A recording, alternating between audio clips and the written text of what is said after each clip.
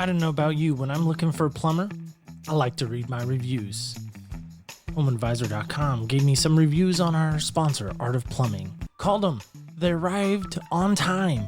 Immediately found the plumbing issue and fixed it right the first time. I called them last year and it was great. I called them again this year because I had a problem again. They came out, they fixed the problem. They even gave me solutions to help stop the problem in the future at 541-9405. Hey, come take a walk with me, not like you used to do. Do something different and put yourself in other people's shoes. Open up your mind and open up your eyes and change your direction, change your perspective.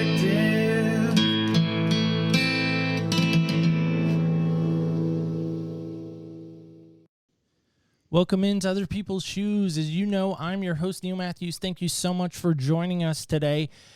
Just want to call everyone's attention to our new redesigned website. Super excited about that. That, of course, being www.opspodcast.com. Cool things to take a look at while you're there. Of course, our new shoe store. That's right, we have a shoe store. Not the shoe store you may be thinking of, but we do have a new shoe store, and we're pretty excited about that. So go check that out. An amazing donation page if you're interested in donating to the show. We, of course, have some links there for you available as well. And, of course, guest appearances where yours truly have been on Other People's Shows. That is a podcast, by the way, Other People's Shows. But I don't know. It may be good, it may be not. I don't know. Go check that out maybe, too, if you're interested. But, of course, visit us on the daily social medias, of course, being Facebook, Instagram, and Twitter. And join that conversation, guys, because every day from now till the end of the year, we're going to have a daily historical event that took place. In fact, one that jumps out at me, the day the Chips show arrived. That was back in 1977, in case you were wondering. So I know you didn't come here to hear me. You came here to hear our guest. Welcome in our guest. I'm so excited to sit with this guy. He has an inspiring podcast of his own. He's also an author, a speaker, a trainer, a husband, a father, a business owner, and probably more important than all of those titles, he is a follower of Jesus. He's the author of 8 business-oriented books. One of his books, a marketing book, Double Your Contacts, has been purchased by over 313,000 people. That's staggering. And his book, Cold Call for God, has been used by countless pastors to help grow their churches.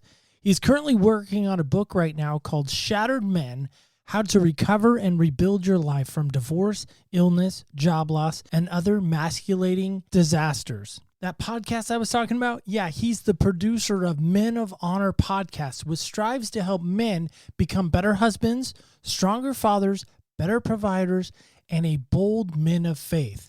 Help me welcome in my guest, Michael J. Durkin, or as his friends like to call him, MJ Durkin. How are you today, sir?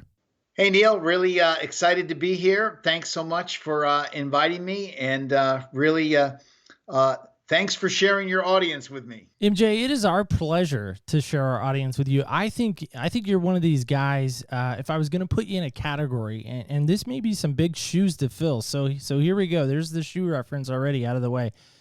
I think of you almost like a Zig Ziglar. Is that too big of shoes to put you in? Well, no, I like those shoes. I don't know if I'm as tall as Zig, and I don't know if at 75 years old I'll be able to do 100 push-ups on the stage as I saw him once do. I like the reference. I can feel that. I can feel that Zig likes it too. So thank you for that. That's awesome. No, I mean it. When I heard a little bit of your stuff and quite a bit of your stuff, I immediately thought, man, this guy reminds me of Zig Ziglar from the standpoint of the energy, the quotes, the just presence, the stage presence that you seem to have. I was actually blown away by a lot of what your stuff is. So thanks for giving us some moments today. Now, I know you're in the great state of Connecticut, which I'm kind of excited about because I always had aspirations of going to this little place called Bristol, Connecticut. Are you familiar with that place at all? I am. Yeah. Yeah. That's a great town. Yeah. Yeah. And I think they have this little, it's a very small company. People probably have never really heard of it. It's like a mom and pop kind of place. ESPN. Are you familiar with them at all? Yeah. Espen. Yeah. I've heard of Espen before. Yeah. Espen is awesome. Yeah. I actually met a guy the other day a man the other day who had a new puppy dog, and he called him Espen. That was his name, Espen. That's awesome.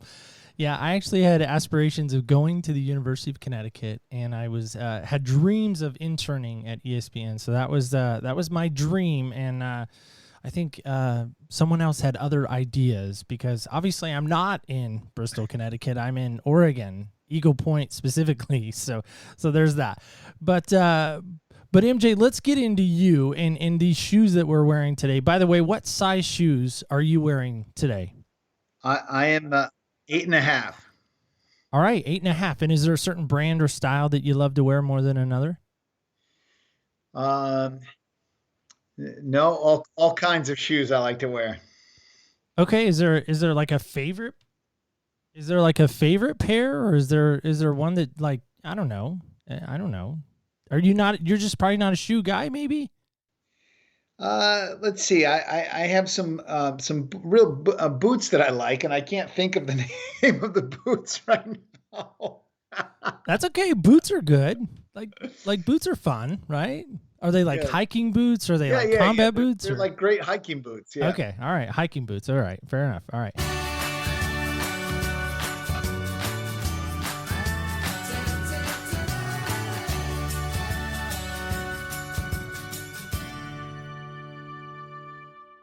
And now we're in MJ's boots. So I got to ask you, what is the best thing about living in Connecticut? Well, actually, probably the best thing about living in Connecticut is the woods. We've got a ton of woods around here, beautiful trees and mountains, and the beautiful Bonnie and I live on about 6 acres of trees with a river behind us. So it's some pretty nice looking property around here. That's awesome. It sounds a little bit like Oregon because we have our fair amount of trees and hiking trails and things like that. Of course, sometimes we don't have as much of that because we've had fires out here. And so, that's been obviously pretty tough. But Yeah. I look forward to maybe when the next summer comes to see what has been destroyed from these fires. These fires have just been crazy. So anyway, but you brought us this really amazing date for you, and that's May 31st, 2000. Why for you is that date so significant? Well, that was the weekend that my life really changed dramatically because it was the actual date of me moving out of my home and being, basically deciding my my wife that it was time to end our marriage.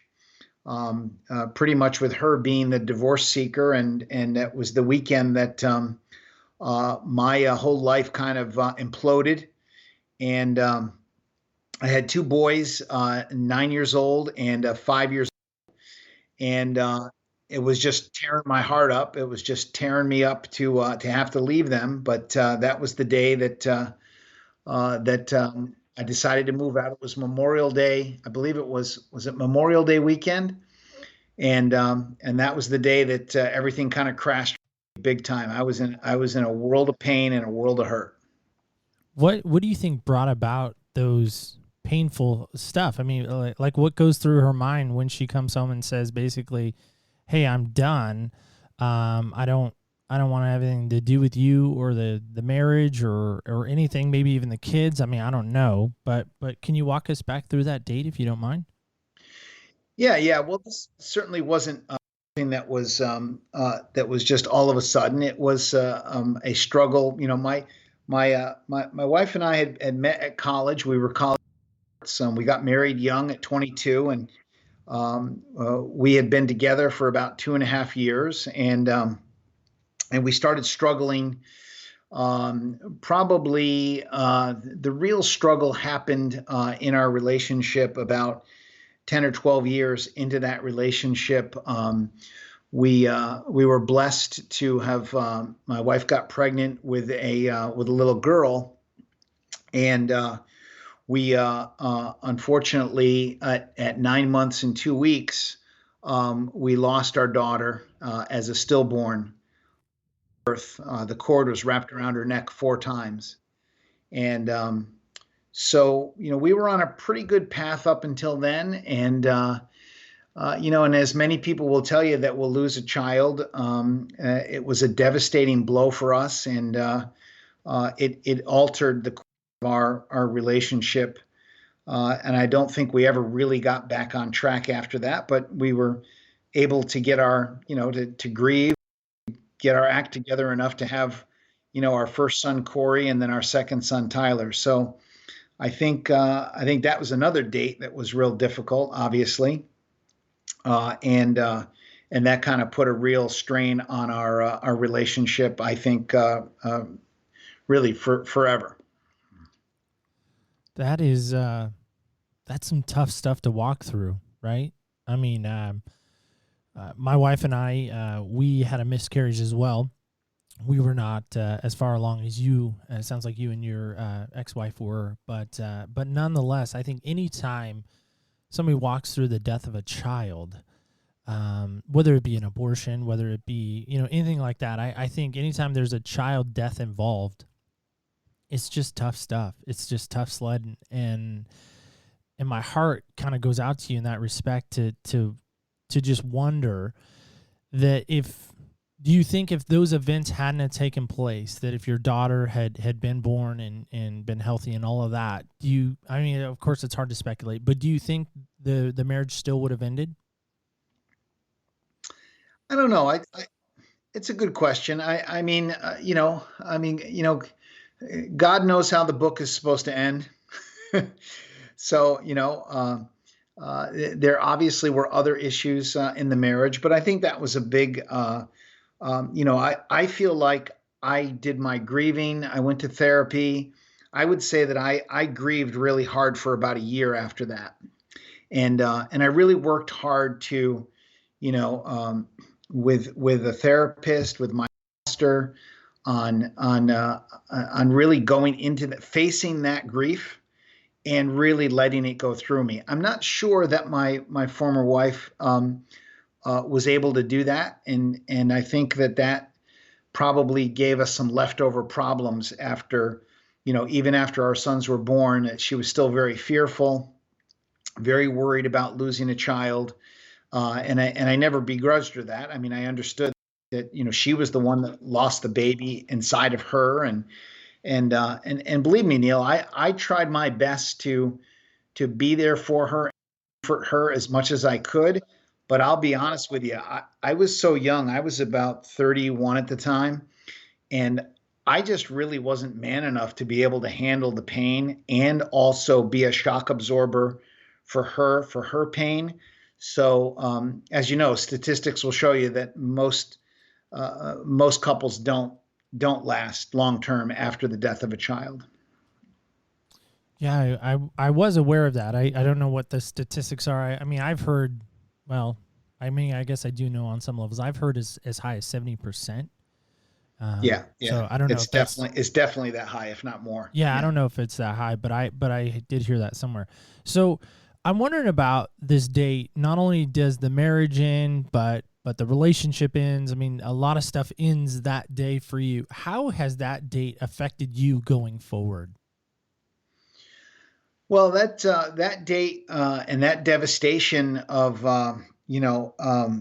has really given me my passion for helping men and helping families to stay together, and seeing full on the impact of the pain, the residual problems in a family. I mean, it's my parents did not divorce. My former wife did come from a family that was divorced, and so it's still, Neil, today, 20 years later, it still affects my sons, even though they're grown now, but that event, that date of May 31st, that really put a passion in my heart for trying to see what happened. What were my mistakes?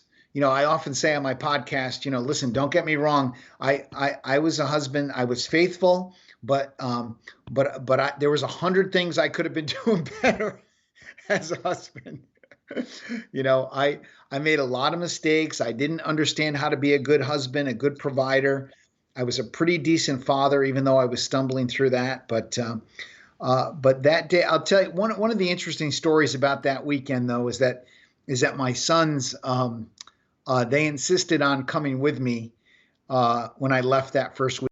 And of course, we had talked to the boys that it was going to happen, and they were prepared for it, and we had all cried together, but they insisted with me to my mom's house and sleep with me that first weekend. So the two of them were my 9-year-old and my 5-year-old were in the bed. Corey and Tyler, both of their middle names are Michael, by the way. Tyler Michael, Corey Michael, and they're both sleeping in the twin bed in my sister's old room, and MJ's sleeping on the floor. So that was kind of fun. We tried to make it fun for the boys to be like on a camp out with their dad in his new living situation. But I can tell you that if I can help a family not have to go through that, that's the mission that I have in my life. That's what I'm trying to do with my ministry of the Men of Honor. Well, and I can tell that. I mean, that is your passion lane. Obviously, that's where you're finding your not only strength and courage, but it's so much easier. And I think you can come from a place of authority, almost from a standpoint of saying, "Man, I've walked through this. Let me help you avoid these roadblocks, these minefields, because unfortunately, life is full of those, and life has its challenges." And my dad being a former Marine, one of the jobs he did in Guantanamo Bay, Cuba, was he was a minesweeper. And I thought, man, wouldn't it have been great if somebody had just said, okay, Gunny, here's where all the mines are. Yeah, you have this tool, this minesweeping tool, but what if we told you, like, that's not going to pick up everything? What if there was a guide there to say, nope, don't step there. Don't step there. And it sounds like that's what you're providing for men from the sound of it, right? Well, yeah, the idea there is that and I'll tell you what I did to survive, because I was really, really devastated. I was broken. And I remember a friend of mine who I'd known since grammar school, and I said to him, I said, I feel like God has left me. He said to me, he was really worried about me. So I've never worried about you, Michael, because you've always had a strong faith in God. And we grew up together in the same church. And he said, you really scared me when you felt that God had left you. And so what I did to survive was I instinctively knew, Neil, that I needed to have men around me. And what a lot of men do is something that I had done is I had given up my men. I had given up my boys. Every man has his boys, right? Whether it be in grammar school or in high school or in college, every man has his group of boys or men that he hangs out with. And like most men, I had given up all of my masculine relationships. I didn't hang out with my men on a regular basis. And by the way, just so you know, I like using the word man and men instead of guys. So many times men will give up their masculine support. And so I realized that when I got divorced, that I needed to have men around me help to heal the wound, this deep wound. Because let me tell you, when a man who really loves his family gets the arrow of divorce driven into his chest, it is a very deep arrow, and it takes a while to pull it out. And really, the only ones that can help him pull it out are other men. And so I decided, to do to start getting men around and to start helping other men. And by helping other men, I learned how to pull the arrow out and to start healing the wound.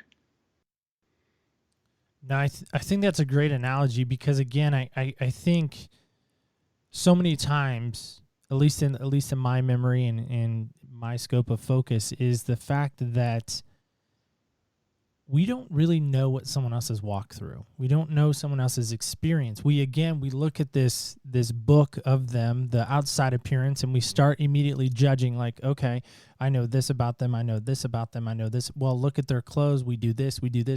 And I've been in men's groups. I'm in one currently. And I got to be honest, if I'm going to be candid with you, I know we just met, I know we've traded some emails, but we're meeting now virtually. Sure. I didn't want to go to a men's group. And I'll tell you why. My major one reason why I didn't want to go is because I feel like men turn it into a measuring contest. Now, ladies who are listening are going to be like, what do you mean by measuring contest? Go home and ask your husband, boyfriend, whoever, your man in your life, whoever that may be, and ask him this question. Do you ever feel like it turns into a measuring contest? Do you know what I mean by that, MJ, by the way? Yeah. I never heard it a measuring contest. I like that term, but one by of the the way, things we're not talking about appendages. Yeah, we're not by the talking way, about with a ruler, no. just be clear, we're not talking about an appendage. So we're No, not going there. Here's the problem when men get together. When men get together in any kind of a group, men try to alpha up on the other men, and if you're like in a Bible study, it's the man who starts taking center stage, always has, he always knows his scripture and he's always giving advice. So Neil's pointing to himself. My hand's up on that. I don't want to interrupt you, but my hand is up on that one. That's me. No, but that's the problem in a circle. I call them circles of power. And if you want to really getting your masculine core back, if you want to get your masculine edge, you need to get in a circle of men. And you're absolutely right, Neil, is that there's men that are going to try to alpha up and are going to say that, you're less than, they're more than, and they won't even say those words. They'll just do it by like dominating the conversation or saying, bro, you're wrong there. You shouldn't be doing that with your wife. You shouldn't say that. And they'll become like the lawgivers. So no doubt that being in a circle of men it's kind of a scary thing because you have to kind of get your place. But, the other thing that's interesting is that when you get into a good circle of men, they will test you. And if you've ever watched two dogs, smell each other and it's a similar kind of dance. And what men provide a very valuable service for each other by testing and teaching and seeing if you can take some guff, and that's something that you won't find typically in, let's say other values. But if it's just men, I like to say that one of the reasons for men to get together and with just men around is that it's only really in the ritual space of men being together that men's wounds can really be healed. And it's not that women don't provide a very valuable nurturing and healing and forgiveness and love, but there's something about a circle of men that understands the pain of men. And one of the things that I love about Christian ministry is that there's a real understanding that the men should be off on their own and the women should be off on their own. And the great thing about many church ministries is that they respect that space. And that's very valuable because you're not going to see a lot of healing. The minute Robert Bly used to say, the minute that the women come into the room, he would watch all the unity of the men completely disperse for the chance and the ability to flirt with and to impress women. So the minute the women come into the circle, the unity of the men totally implodes. And that's why it's so important to have that circle. But you're completely right. It's kind of a pain when you first walk in there because you got to prove yourself, and you're just going to have to do that. Yeah, I as I said, like I was, I'm a pretty outgoing guy. I'm an extroverted guy. I love being around people. When I'm not around people, obviously, I'm a weird kind of duck in that respect. That when I'm not around people, my energy level gets drained down. Mm-hmm. But when I am around people, my tank gets filled up again, if that makes sense. And so that's kind of how I'm wired. I know everyone isn't wired that way, and I've been teased, perhaps, maybe even made fun of, that I'm not a normal guy, that I'm not man enough because I'm that way. And so I'm like, well, the first couple of times I went to this men's group at our church, I'm like, man, here we go. It's the one up guy, right? You say, well, yeah, I know you've been in sales for a long time as I have. You're like, well, I just closed this amazing deal, and you start talking about the deal and you're excited about it, right? Because you closed this amazing deal. And the guy's like, well, I closed like 7 of those last week, and you're like, cool. And then you're like, well, man, I just read this amazing passage in the Bible. And the dude's like, yeah, well, I can read Psalms in Aramaic, Greek, and Hebrew. What do you got? And it's just like this constant, measuring contest. That's what I mean by that. So I'm just clarifying my statement, building into what you're saying. But I want to go back to 2 statements you said. You said you weren't man enough. Could you help define that for me? Tell me the context of what did I say that? You were talking about when the divorce happened and that there were certain things in your life, and you said you just didn't feel man enough to do. I can't remember exactly what you were saying, and I probably should have called you on it right then and there. Not called you on it, but brought it to your attention right then and there. But I think I was referring to being man enough to understand my role as a man, to being able to be the provider that my family needed, to be the the man that was the rock for my family. I didn't know how to be man enough to put my own grief aside and to be there for my former wife.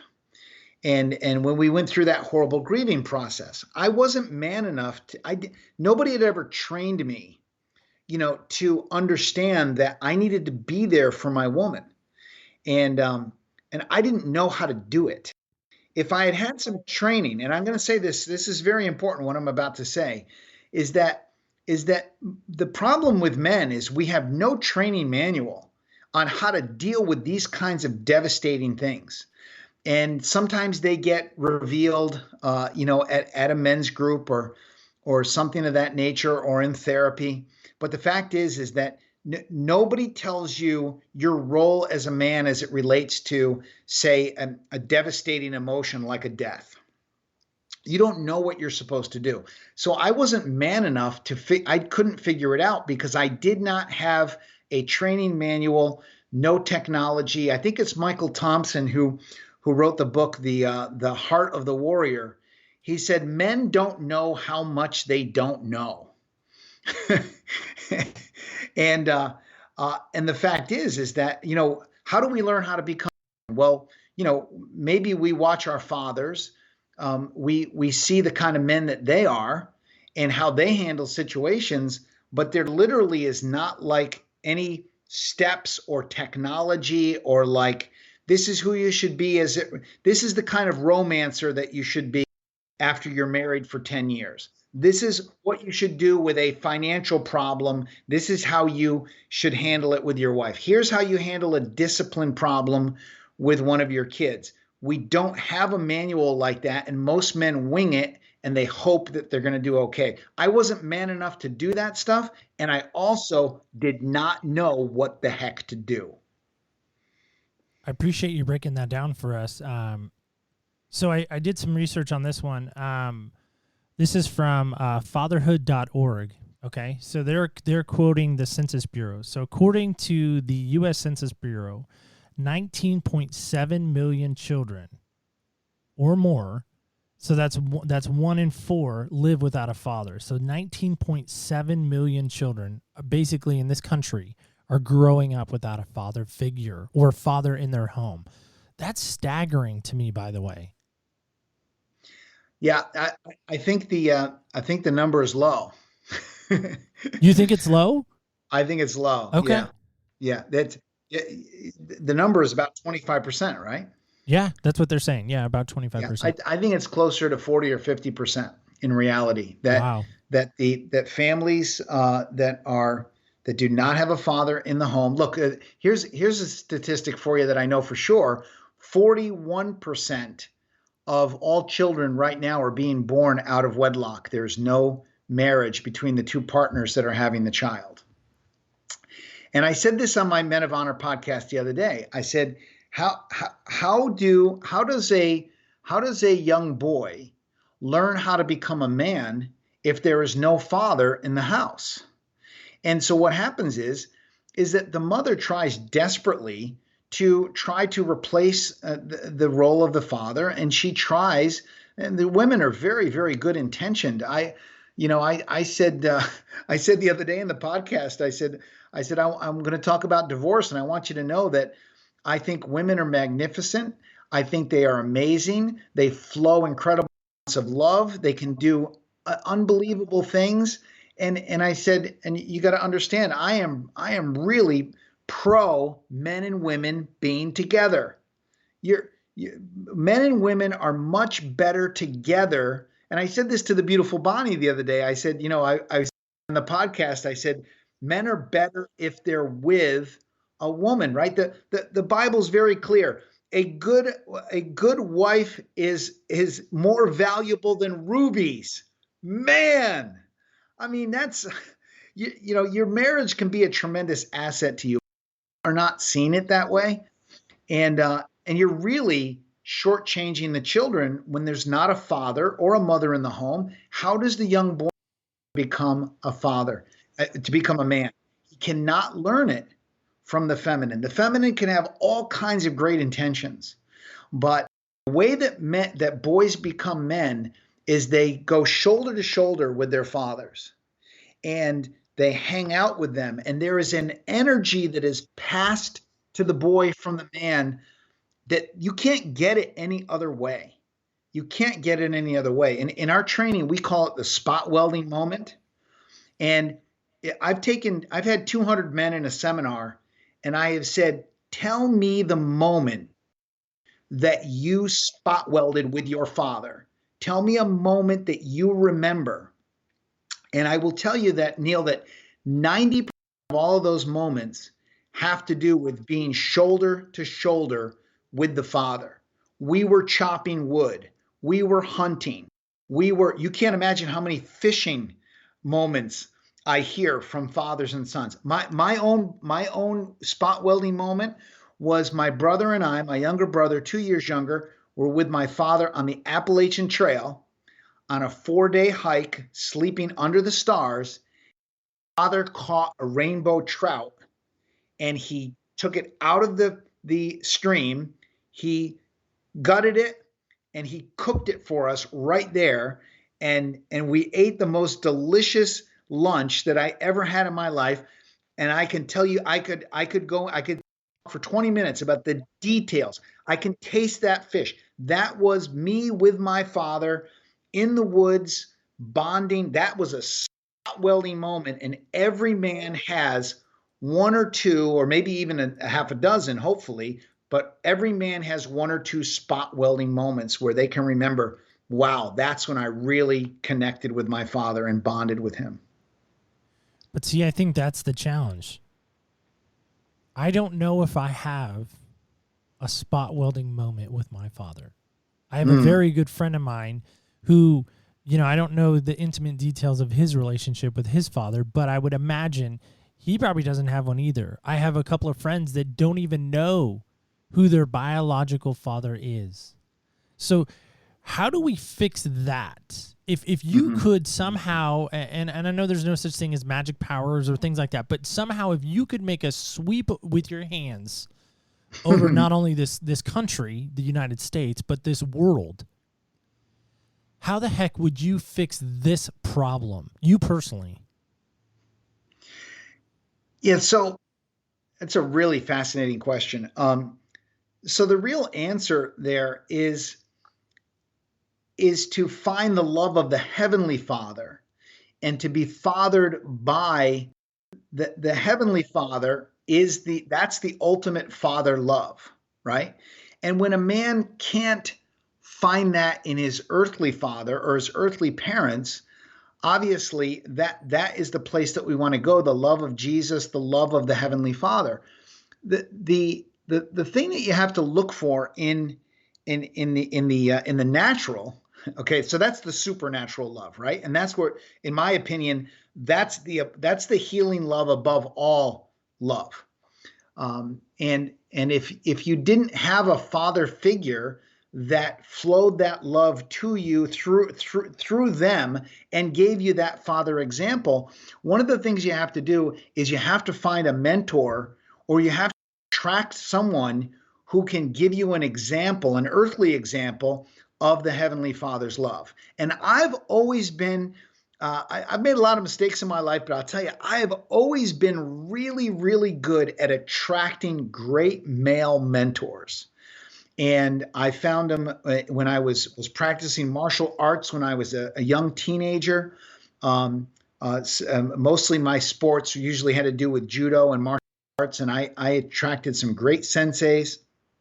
And in my church, a great pastor, and also in a men's group, I attracted a man who was about 20 years older than myself. His name was Carl Palmieri, and my father died very young. He died at 58 years old. But I believe that Carl Palmieri was sent by my father to help me get through my divorce, and he became that image of the Father for me and flowed that Heavenly Father's love. So my advice is go out, pray and ask God to provide you with a mentor, someone who can coach you and mentor you to become the man that you've always wanted to be. Wow. I love that. I love that a lot. You know what that actually reminds me of when you're rolling that out or kind of putting that on display for us is, and I love this movie. It's the Karate Kid. It's the original one with Ralph Macchio, right? Ralph Macchio, he's Daniel LaRusso. He moves from New Jersey to California. If you haven't seen this movie, like, where have you been? Maybe our younger listeners haven't seen this movie yet. Not the one with Will Smith's kid. I'm talking about the 80s version, with Johnny Lawrence and all that. But I say all that because Daniel didn't have a father in that movie at all. Like, we never see his dad. I don't think there's any really mention of his dad, but he doesn't have one. And all of a sudden, he meets Mr. Miyagi, which becomes his sensei, becomes his father figure. There's so many spot welding moments in those, 3 movies with him and Mr. Miyagi, to the point where he has Miyagi Dojo in the new, Cobra Kai miniseries that's going on Netflix right now, which, by the way, is fantastic. I've watched that twice all the way through, both seasons. Anyway, not plugging their stuff, but just a fan, fan guying right now. But I want to ask you this other question. What is one thing that you are absolutely certain about? That I was certain about in reference to... Just in general, when you hear that statement, what comes to mind? What wells up in your soul when you hear the statement, I am absolutely certain about this? I am absolutely certain that God wants the best for me. And that God has always had my back. Yeah, that's how I was talking about this on the Men of Honor podcast, and I said, one of the things, I have an episode called something like how to survive, a massive disappointment and monumental loss. And I talked about losing our daughter. And I said, at the time, I would have given anything in the world to have her live. I prayed to God. I said, take my house away, take my career away, take my car, anything that you want. I don't need anything. I just want her back. And of course, it was a prayer of desperation. And so I wanted to do anything to get out of that pain. But what I didn't see was God's plan for me was that a year and a half later, a little boy would be born. My oldest, Corey Michael, and Corey Michael was an incredibly difficult soul. He was, now I'm being really nice. This is a Christian podcast. And, he was brutal. He didn't sleep. He used to headbutt us. He would bite us. he was I mean, my ex-wife and I used to look at each other and say, "Did you think it was going to be like this?" And we'd say, "I haven't slept in 2 years." It's like I mean, he's like a devil child. And you know, and one of the things that I realized was that God was preparing me to want Corey so bad that I was able to show him unconditional love. And when he would go into his rages, so now he's 3 and 4 and 5 and 6 and 7 and 8 years old, and he would go into these rages, and I would hold him, and he would kick and scream and bite and headbutt. And I got to tell you, Neil, the record of holding him one night was 3.5 hours that I held him because I refused to drug him. And the doctors wanted me and my former wife to drug him, and I refused. And so I said, "What am I going to do when he goes into his fits?" And they said, "Well, you're going to have to hold him because you can't have him, you know, hurting himself or hurting his younger brother." And so I used to have to hold him for hours at a time. But you see, God knew what he was doing, because I wanted that boy so badly. There was nothing I wanted more than to be a father after my daughter died.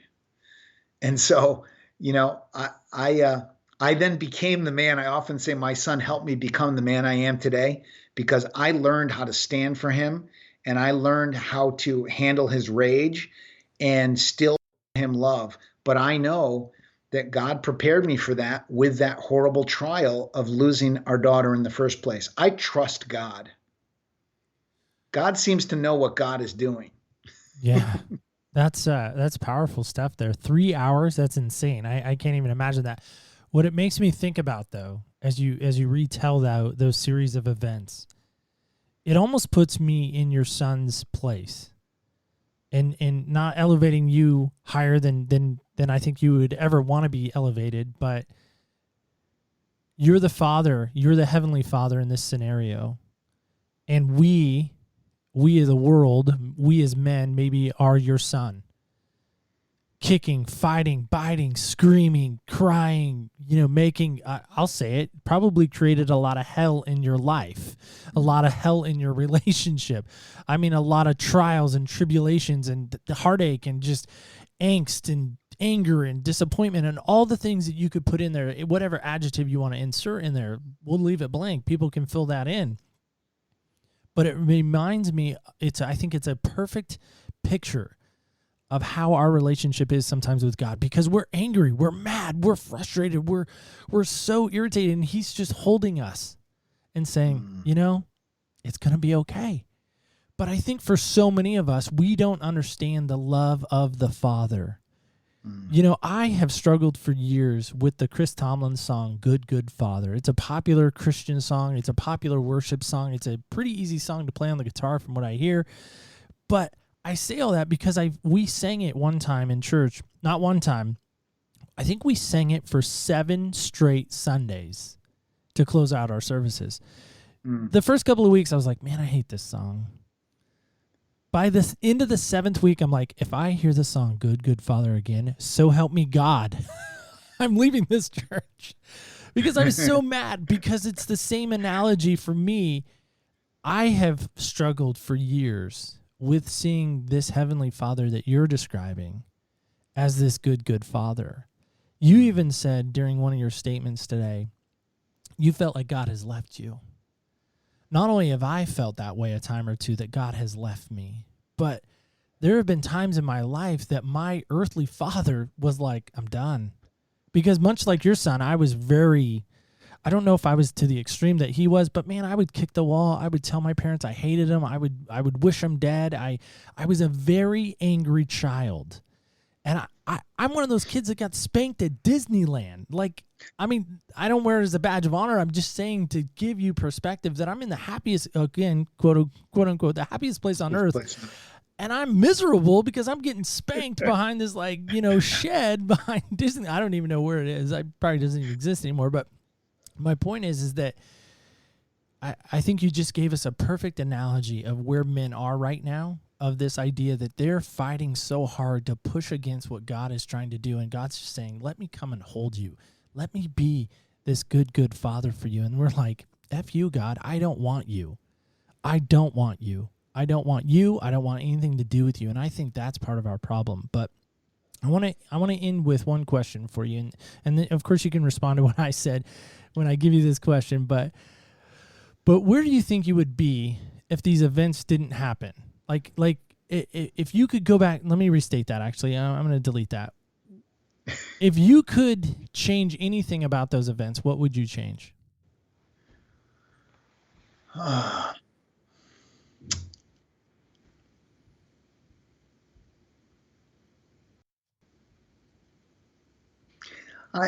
don't think I would change any of them.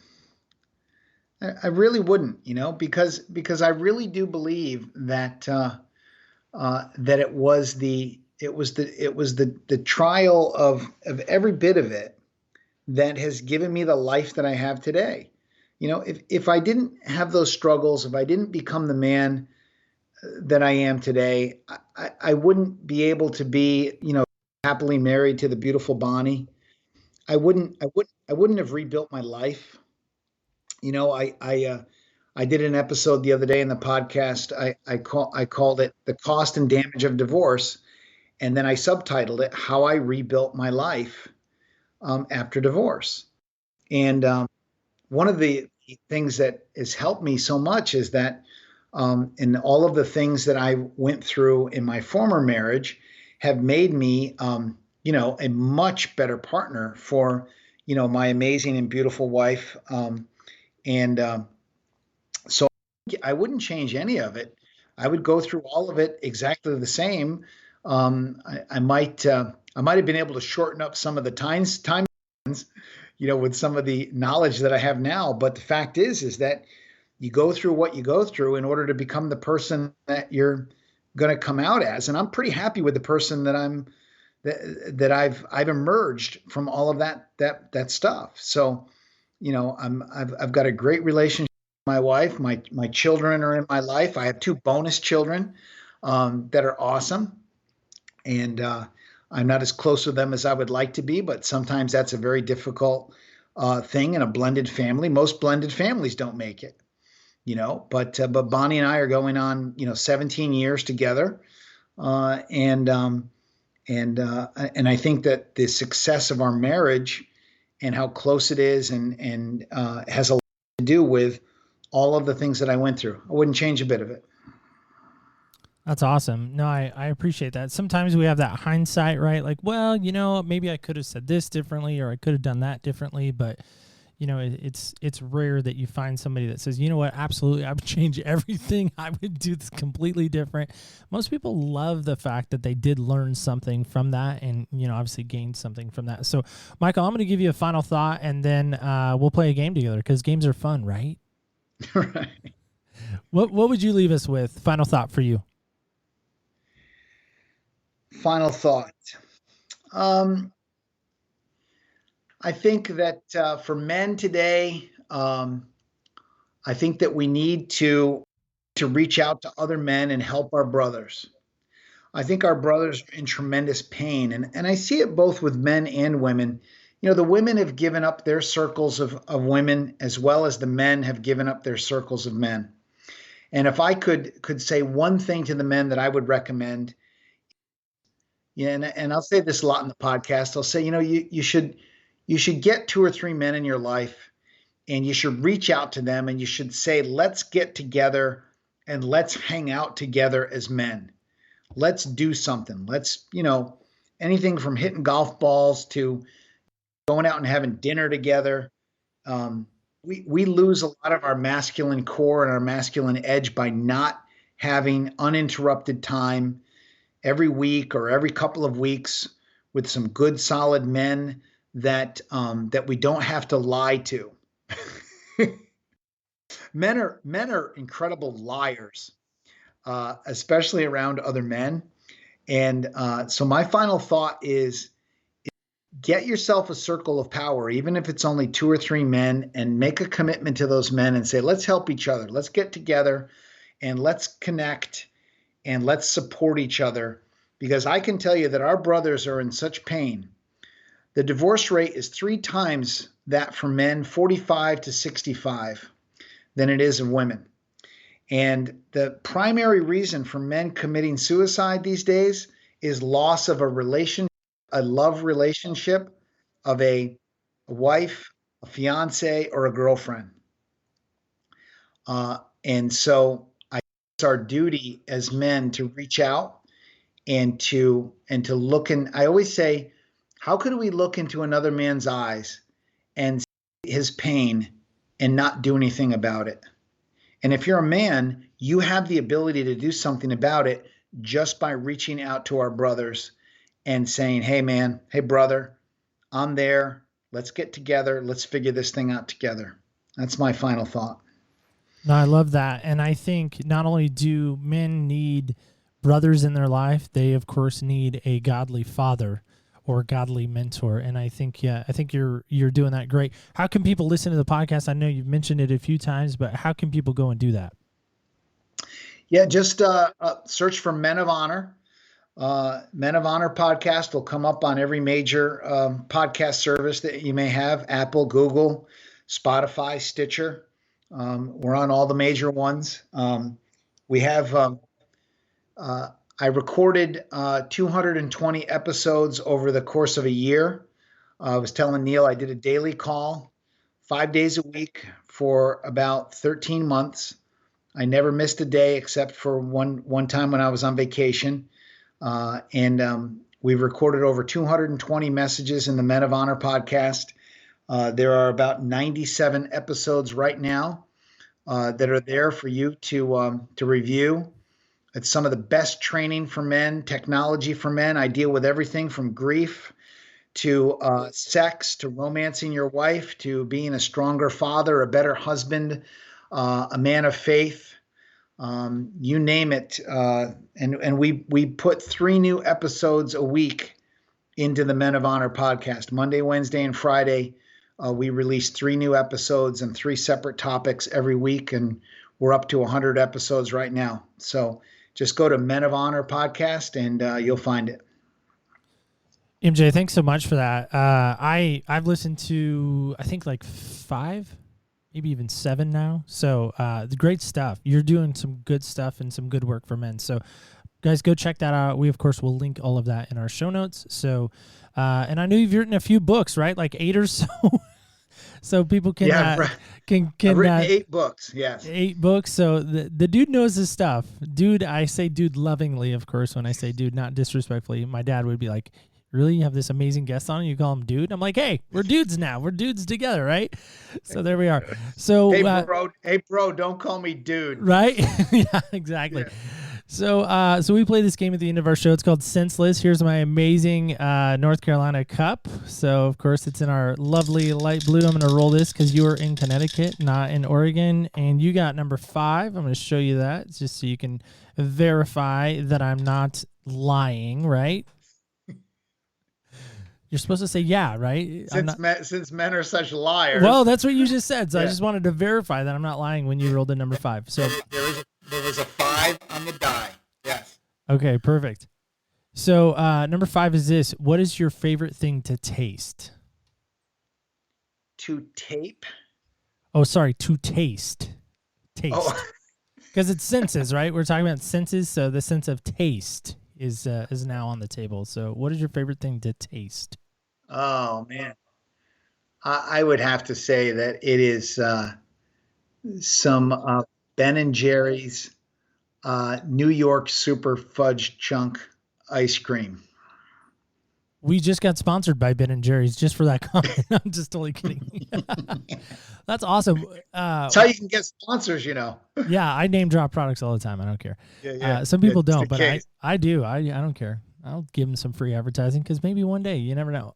So why that, of all the flavors? I mean, Ben & Jerry's has a ton of flavors. Why that one? And why does that one resonate with you so much? Well, I like I like crunchy stuff in my ice cream. Fair enough. Awesome. So, MJ, thanks so much for coming on, man. I appreciate it so much. You were amazing. Hopefully you had a good time with us. Absolutely. You've got some great questions. I would highly recommend you as a very interesting interviewer, one that sometimes I've been interviewed and I wondered if they're actually tracking along at all. But you tracked along with me really well, so I really appreciate it. Thank you. You're great. You're a great interviewer. That's a very nice compliment. We appreciate that, of course. So, guys, do me a favor. Last time I checked, men. That's right, men. Do me a favor. Will you do me this favor? I know we ask a lot of favors on the show, but will you go check out what he's doing and find yourself a Jonathan? What do I mean by a Jonathan? Well, there's a guy in the Bible, and I know the minute I said Bible, most of you men have turned your ears off and you don't want to hear anymore. But hear me out on this. Find yourself a Jonathan. See, there's this guy in the Bible, like I was saying, David. He finds himself a guy named Jonathan, and Jonathan gets his 6. Boy, if you don't know what that is, you probably need to go back to the Call of Duty days. But find yourself a Jonathan who can really be there for you in that spot weld moment. Will you do that this week? Will you find that guy who can walk arm in arm with you and help you through these storms of life? Because there's nothing better than to have a guy like Jonathan that is going to be closer to you than a brother. That's my challenge for you this week. Go and do that. So guys, just remember that and challenge you to do that. Of course, go check out our new social media stuff. We got some new stuff going on over there. But of course, our new website, we're super excited about that. Of course, www.opspodcast.com. Guys, we're excited about that, so please go check that out. And of course, remember this, when you walk in other people's shoes, you really do get a different perspective on life. On behalf of executive producer Garrett and myself, Neil Matthews, thanks so much for listening, and stay tuned till next week when we walk in other people's shoes. Thank you so much for joining us on Other People's Shoes. As you know, I'm your host, Neil Matthews. Want to thank MJ Durkin so much. Gave us so much great insight. That spot weld moment, guys. Go out and find that guy today, as I was referring to. That Jonathan, that dude that's going to stick by you, that guy of guys, that man of man.